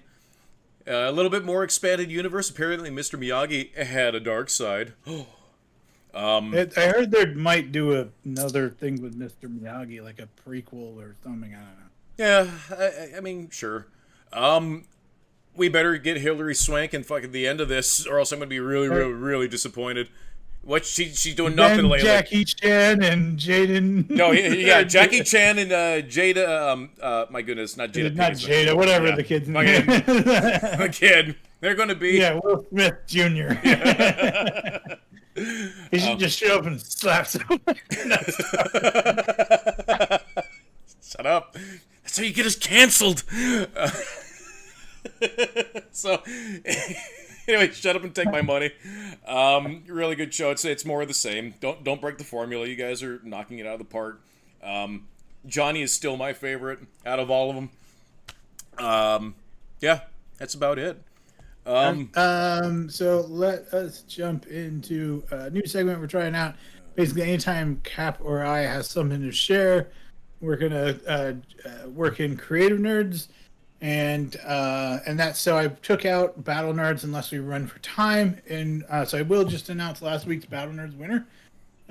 It was no surprise here. Superman, as Cat pointed, threw Pikachu into the sun.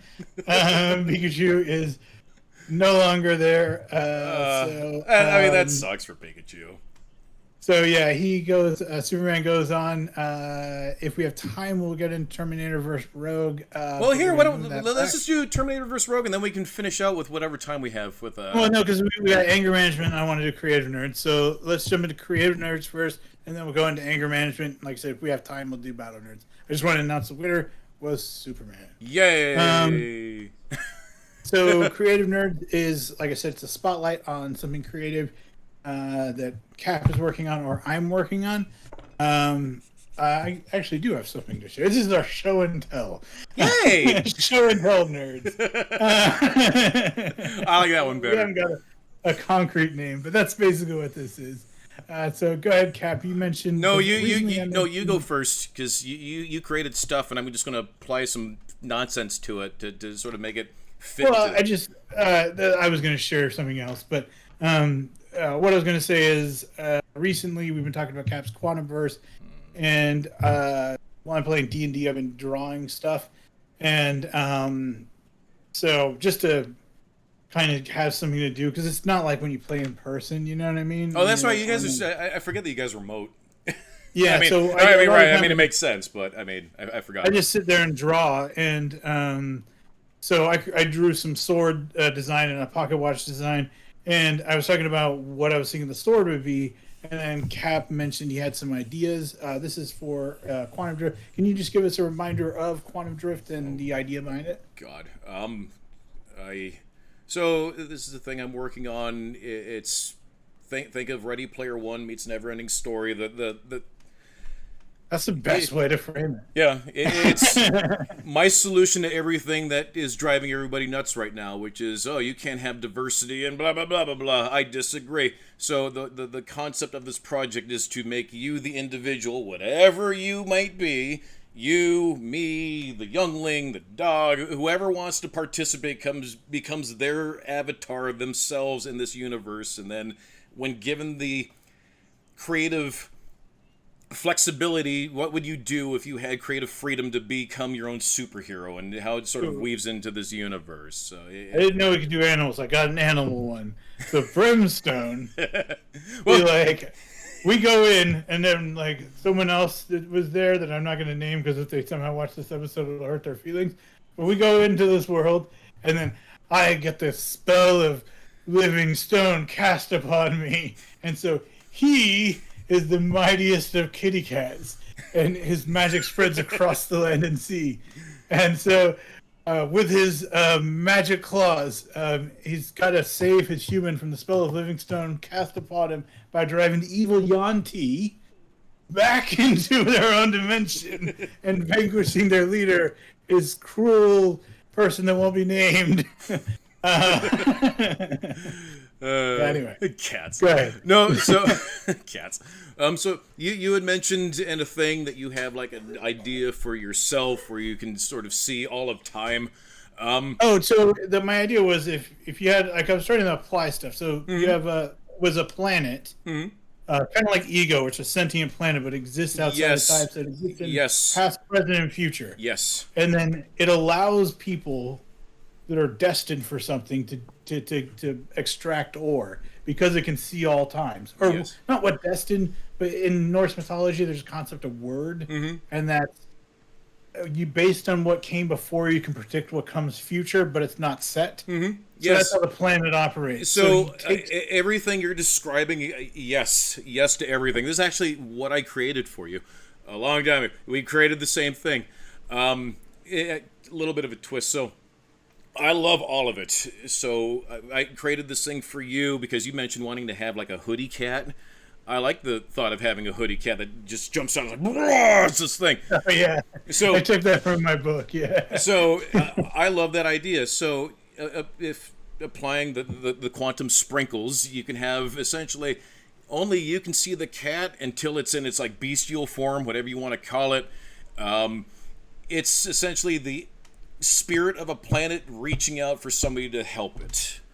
And Oh, that's cool. And it found you, and you're like, hey, what's up with this fucking game? And it could be a space cat, it could be whatever, but only you can see it.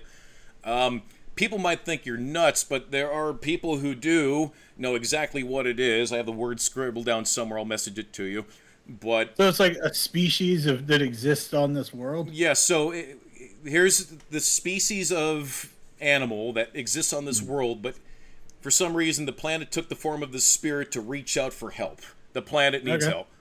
help. You embark on your own capers to find this planet. I have a bunch of stuff. The Velikan are going to be your best friend because they're the ones who they're sort of like Bigfoot. Originally wrote them as a joke character, but they're no longer a joke character. Before they were sort of like penis monsters. Just they look penisy, but unintentionally. But I changed that. But a lot of things look like penises. Yeah. So have you ever seen that one fish, and then you see them all in piles, and you're like, that's just a bunch of dicks. Yeah, right. So, the Velikan are the ones who sort of send you on your path, and you find this planet, and then through whatever meditative forces that I have scribbled down here, you essentially bond with the planet, and now that you bonded with the planet, guess what you can do? You can summon essentially like Green Lantern bestial-like constructs of every beast that's ever inhabited that planet.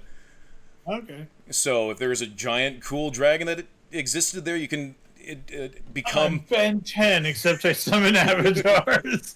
Yes. That's what my watch is for. I go... No, but it's like you become the soul of it. Like you become like trapped, like it grows around you. You're inside it. So it's sort of like that. I guess the closest... I am Ben 10. Yeah. Sort of, yeah. But that's what my pocket watch does. I just turn it to the animal I want.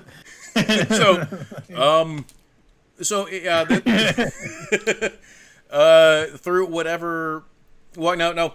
Yes, you obtain access to essentially the view of all of time, but the problem is that instead of seeing it linear, you see it like a jumbled Christmas wires. You can't really tell which one's which. So it's up to you and whatever Velikan or whatever you come up with to sort of unweave this, because everybody's trying to escape this place because it fucking sucks. And, if we can see a true path forward, then, we can help get out of here. So that can be your thing, is trying to decipher, well, I'm seeing this vision. Is this from here? Is this from there? Okay. You learn about a thing, I'll tell you offline. And yeah, just sort of that sort of loose framework.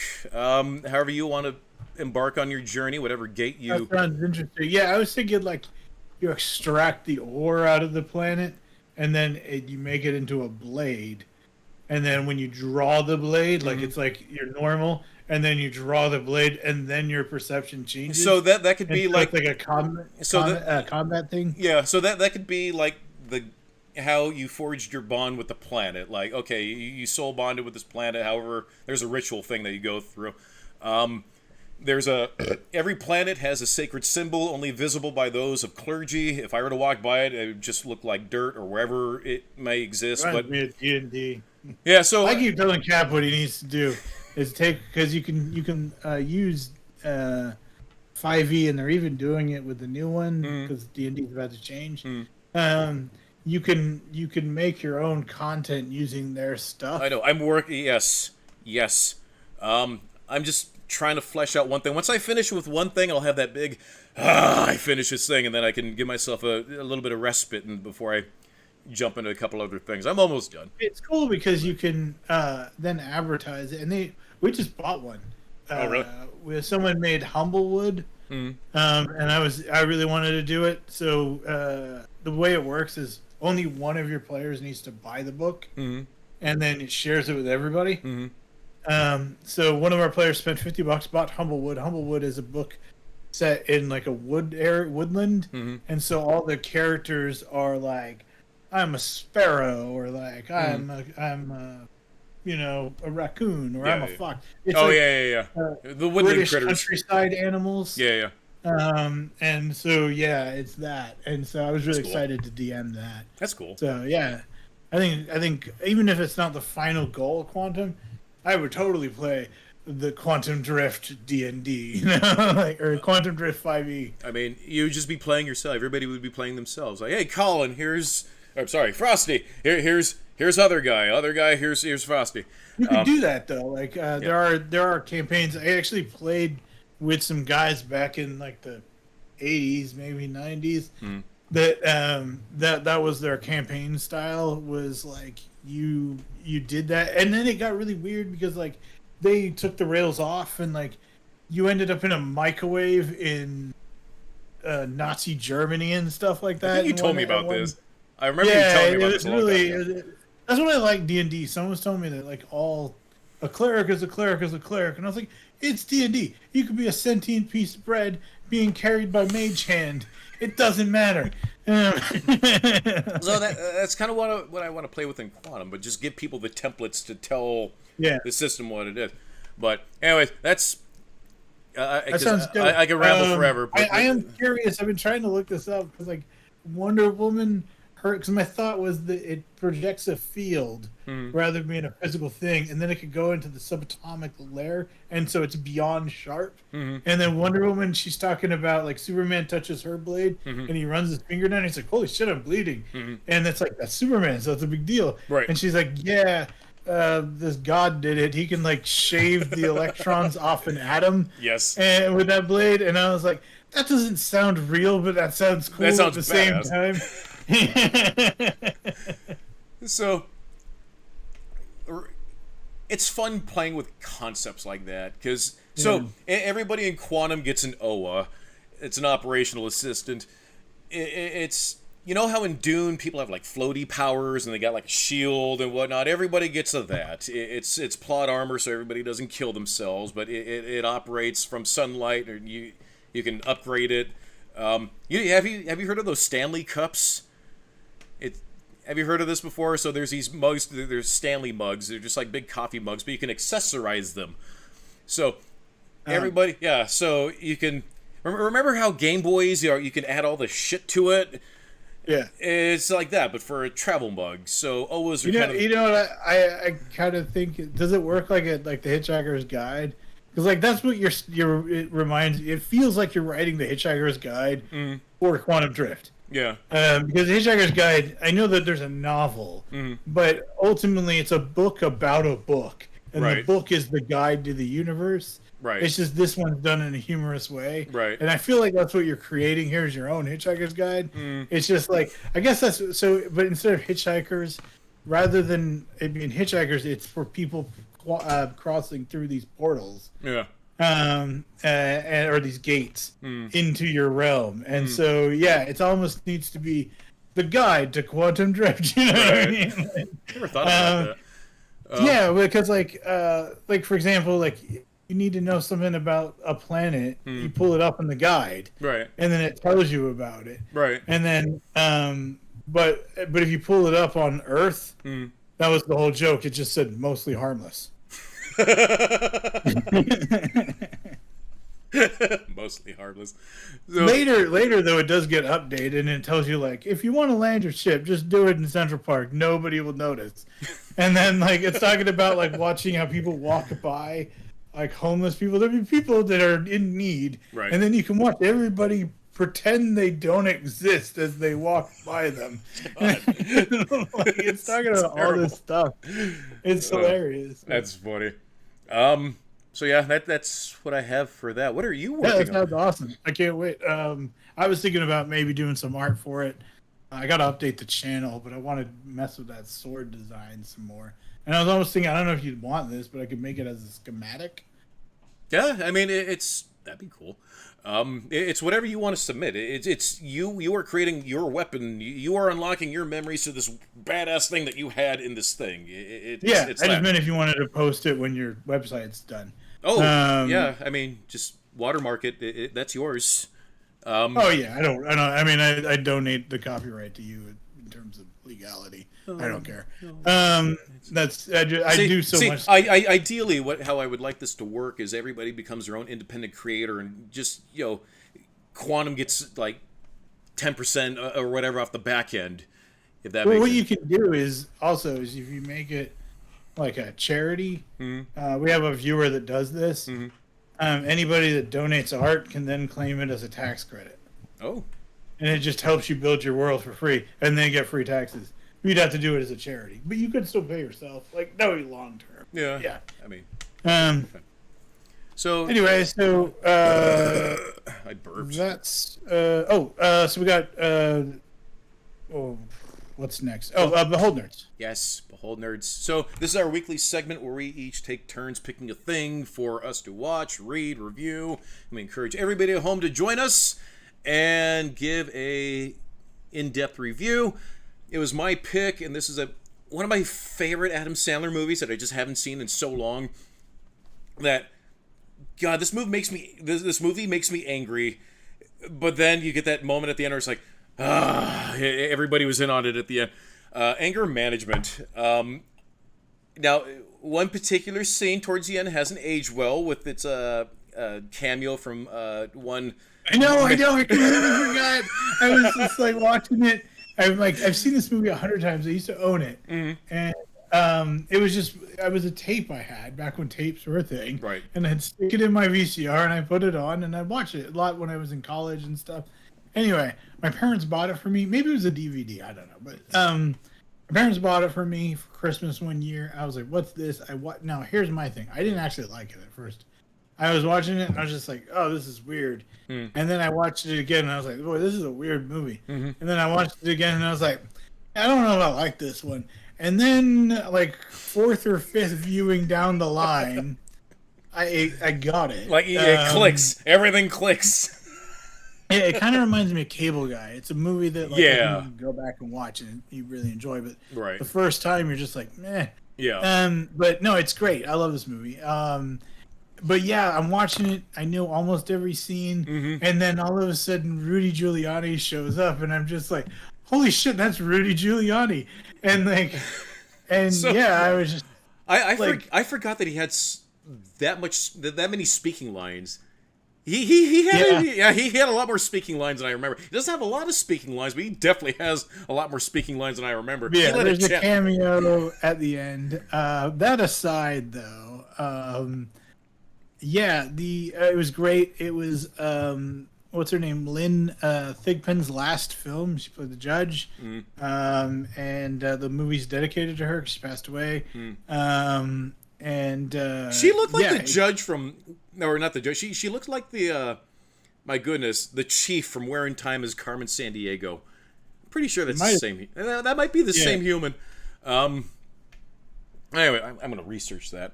So this movie, the first time I saw it, the entire movie, I was so mad.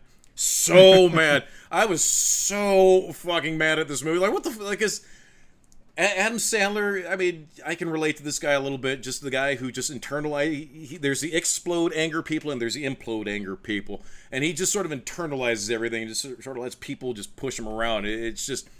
But Jack Nicholson in this fucking role is absolutely fucking perfect. He chews up every scene that he's in. And then... I think that's why I didn't like it, because I was just like, I felt bad for Adam Sandler. Yeah, just you feel awful.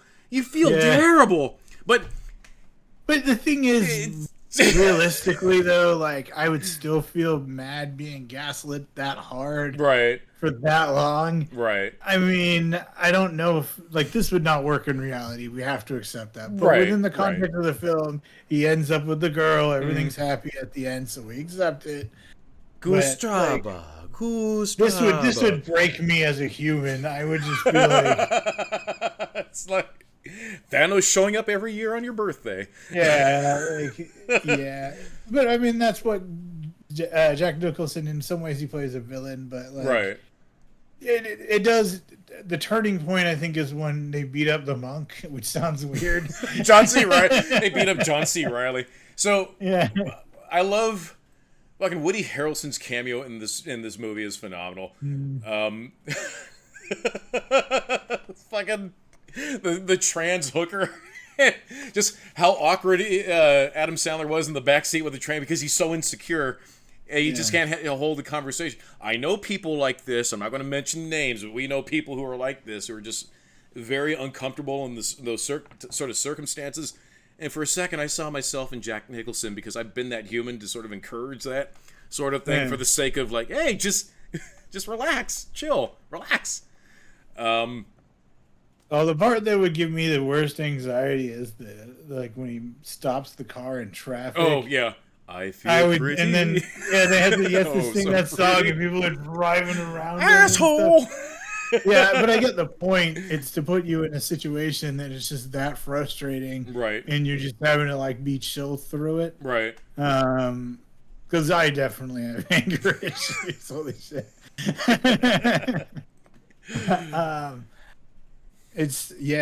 So I mean, I identify with Adam Sandler a lot in this film. Yeah, just feels so bad for this guy. He just gets just every single scene he's just gaslit. It's a type of gaslighting, I suppose, because I've encountered this type of gaslighting before, and it's awful. But I mean, it's just the movie also has some scenes where it's just like the I said over, like he's like Jack Nicholson's great. He just like I've always wanted to do that. Let's discuss. So good. You know what? Like it's from a Robot Chicken skit, but it's like my buddy and I, we know it so well. Every time we're in a restaurant, we instantly look at each other to see if one of us is going to do it because we're both Diet Coke drinkers. So we'd sit down in a restaurant and go, "Do you have Diet Coke?" And then go, "Is Diet Pepsi okay?" And then flip the table and you go, "No, that's not okay. This place sucks. It doesn't even have Diet Coke." And then you walk out the door, and then like we've assured each other, if this happens, we're just gonna follow you out the door quietly. I guess you wouldn't want to do it anymore because of like cameras, the world we live in. Right? Yeah, but back in the day, that wasn't a thing, and we just thought it'd be hilarious. Right. But yeah. Terrible. So anyways, it was. I've almost done it so many times. That's how cops get involved. Anyways, so shut up and take my money. Love this movie. It is good to revisit. Gustraba. Yeah. Fucking. I didn't think it's funny when they're all yelling at the guy, and then he standing there just goes, Gustraba, and then just like, they're like, Gustraba. Fucking so good. God, what was the video? God, I had it in my head and I forgot it, but Woody Harrelson as the trans hooker. It's like, oh, I'm from Germany. I'm from a small village called Sakyotka. Like Dick Sucker, like whatever. This is so funny because Adam Sandler is just so unbearable. He's so uncomfortable in the scene. It's so funny. And then, you know what? Y'all are a bunch of freaks. Just drops his voice at the end. What was it? The guy when he takes the two porn stars to dinner with him. Oh yeah. And then he's like, "I'll show you to the booth." You lucky son of a bitch. Anyways, it is your pick. What are we doing? Oh yeah. So it's on Hulu. It's the next one. I haven't seen it yet, so I thought we'd watch Kingdom of the Planet of the Apes. Okay. So did you see the last one? I think I did a long time ago. Okay. Yeah. The last one was like it had Woody Harrelson in it. Yeah. And it was about like the humans were starting to lose the ability to speak. Yeah. And go more stupid, and the apes were starting to become like they were more and more learning how to talk and everything. Yeah. And Caesar died in that one. Yeah. So this is obviously the kingdom where the people lost the ability to speak. So it's a good. I'm enjoying this as a series from beginning to where we're at. I'm hoping this is just as good. So that's out. So we'll talk about Kingdom of the Planet of the Apes next week. We do have about 15 minutes left. So I wonder if they're going to have Charlton like a Tupac, like a CGI Charlton Heston show up at the end of all this. That'd be fun. Tie it all together. I know it's the famous scene, but I just can't help but go like when he's like, "Get your hands off me, you damn dirty ape. What do you think you are?" And then I think about this too. If all the apes are friends and they're becoming smart, we're apes too. We're 98% similar to a chimpanzee. Yeah. Why is it that 2% has made us like the bad ape and then they're the good ape? You know what I mean? Like, I don't know. I have questions over that, but whatever. I just tell you, shut up, Brian, or I'm going to stab you with a Q-tip. And then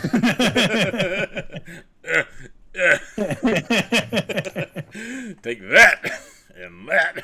We do have, like I said, about 12 minutes left, so I think we can squeeze in battle. Now let's do battle nerds.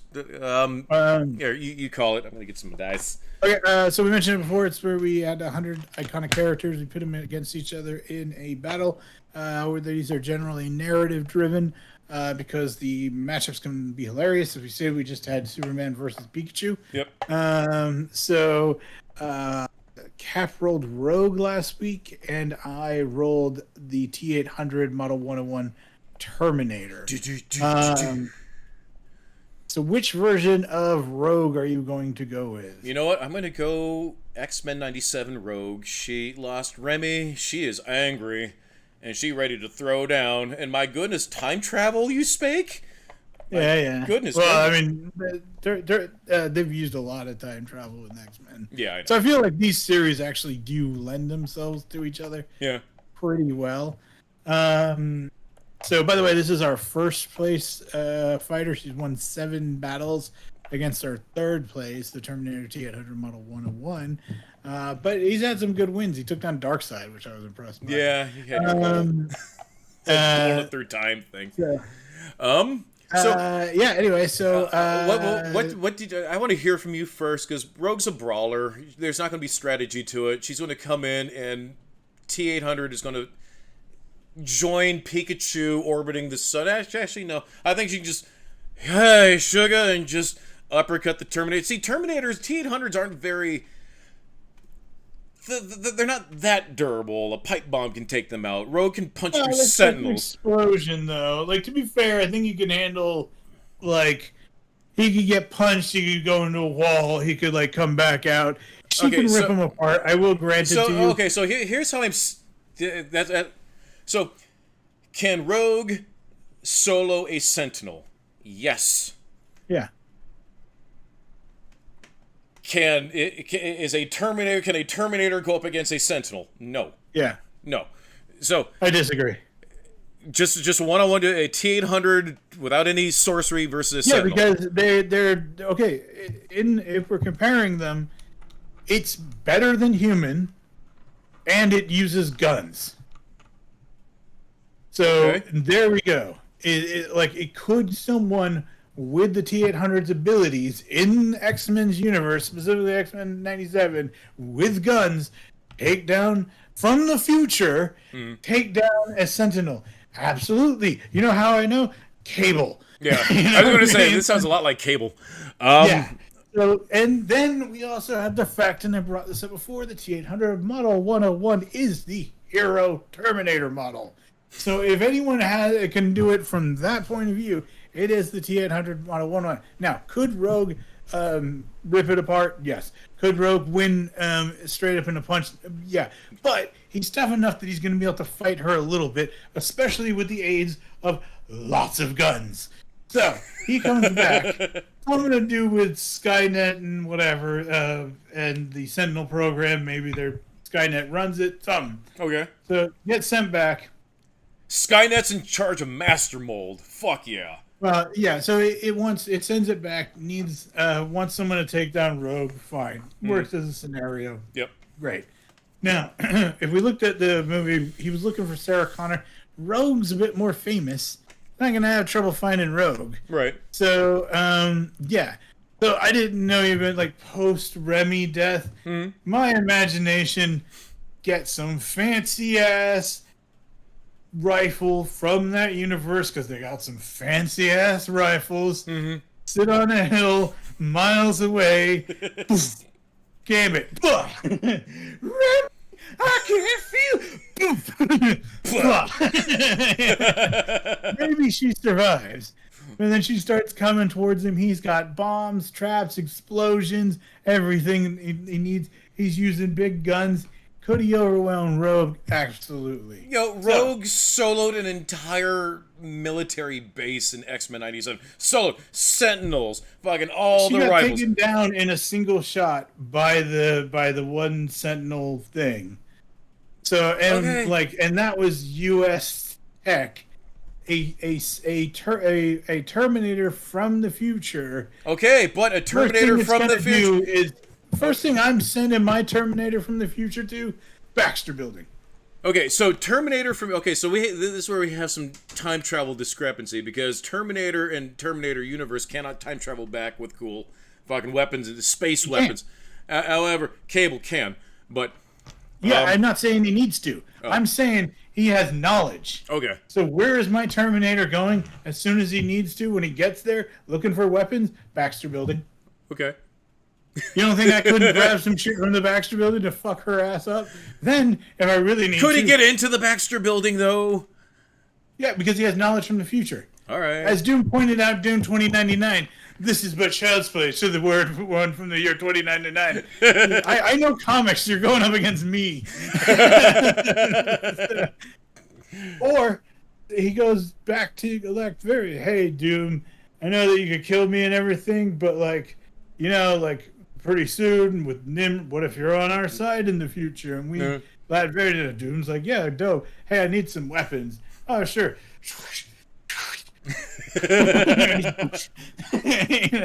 So he doesn't need it as long as he can get weapons in that time. Yeah. Weapons I in that agree. time. In '97, they even had Mega Man blasters. Give him one of those. Oh yeah. Were those really effective though on Rogue? Yeah, they were super effective. They were Actually, yeah, they were. So yeah, I think he could do it. Yes. Anyway, okay, you got to argue why you think Rogue takes down Terminator loaded to the gills with Baxter Building and Ladvery. I mean, it depends on the tech, because then I wouldn't go up against Stark. Stark's the one I would be nervous about. Right.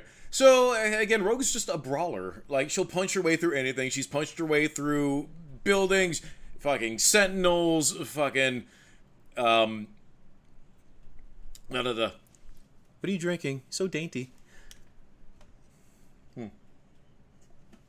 You reminded me to drink my coffee. I just think it's a straight brawler. If you were to plop the two of them down and just say, fight, it's Rogue for the easy win. Oh, hey, sugar. If you were to plop both down and they if you were to just plop both down. But again, I do like the plot, or the narrative flow of it. So let's say takes a shot, then, God, I don't know. Because she doesn't really carry any tech or anything on her. I mean, you can always go Days of Future Past. Like, Cable can show up and be like, no, this'll alter the timeline, damn it. And then you can escalate it further. Fucking Kang shows up. Scene with her crying and flying forward, that's what I see. Right. And at what time did the time cop made show a up? Mistake by taking out Gambit first, because now she's just like, my man! Right. Like, once you start introducing all this time travel stuff, at what point does, like, Kang show up? Or just, like a Celestial shows up and you're like, nah.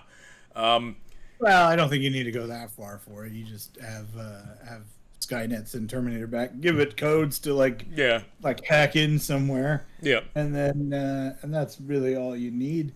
But see, that's when Kang shows up and says, no, this can't be. This will alter my timeline. Yeah.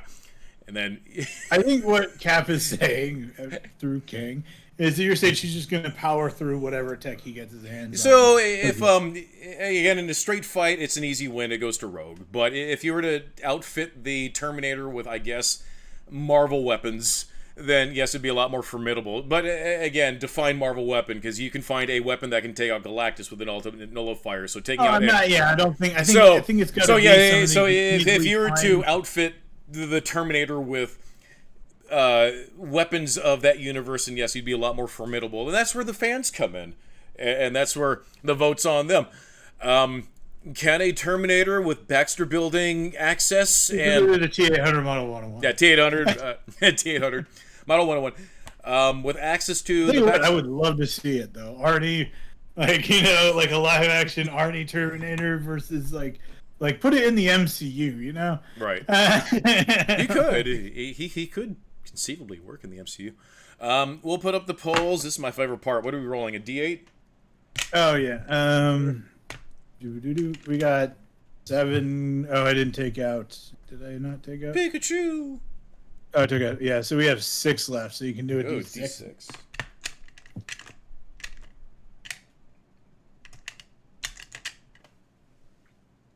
What's D6 is a normal pair of dice for those who. I forgot for a second. I forgot what a D6 was. And I'm like, where's my D6? Oh, it's just the normal. It's normal dice. Mine have skulls. Neat. Yeah, Eric bought me these. Nice. I rolled a 3. She is currently fighting, so go ahead and re-roll. You can't roll a 3 or 4, really. All right. And I rolled 6. I rolled so you got 5. Oh, I rolled a 3, then I rolled a 4. Rolled another 3. Rolled another 4. Rolled another 4. Rolled a 2. There you go. Okay, so this is a good one. Vader versus Iron Man. Ooh. Who's who?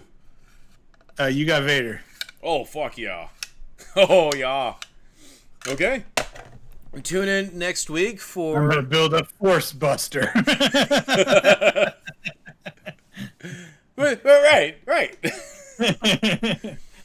He's going to pour his metachlorians into his armor. They're going to mix with nanites. That's awesome. And, just like all pour all over him. I am the Force. Right? Yes.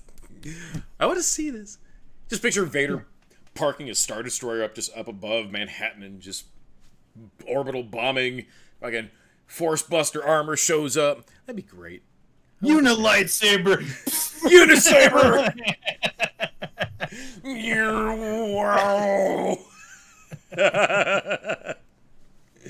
Anyway, Vader's a beast, though. Like, Vader's a beast. I think they're tied, so they're in second place with 4 wins each. As it stands, Rogue's in first, Terminator's in third, so one of these are going down. And I gotta take out Pikachu. I choose you. So that would put Iron Man and Darth Vader, and then Superman. He's also in third now with 3 wins. Cool. I do have somewhere to be, so we should probably wrap it soon. We're at that 12:30 mark. Sorry to jump into the end so quickly. No worries. Yeah, sorry. We're going to the fair today. Make sure if you guys, I always hate saying this, but if you do watch this, hit the like button. It's awesome. Or just like the posts on Twitter or Facebook. Make sure you guys vote. Sorry that I had to pull up so late last week. Thank you for those who voted. My parents were here, so I just kind of slipped my brain. Yeah. Shit happens. Anyway, so go ahead. Yeah. And then I'll talk to you. You're here next week, right? Yeah. I'll see if Super Killer's just free, and then we'll do our evil protagonist. Oh yeah, we can do that. I need to. If not next week, maybe the week after. And then, like I said, we're hoping to have my friend Megan on at some point, so that'll be fun. Cool. Yeah. So we do all the stuffs. Tune in next week. End the show with a nerdy quote. I'm going to take a 2-minute dude shower and be on our way. Every step for you is 1,000 for me, and my lungs are the size of grapes. Yes.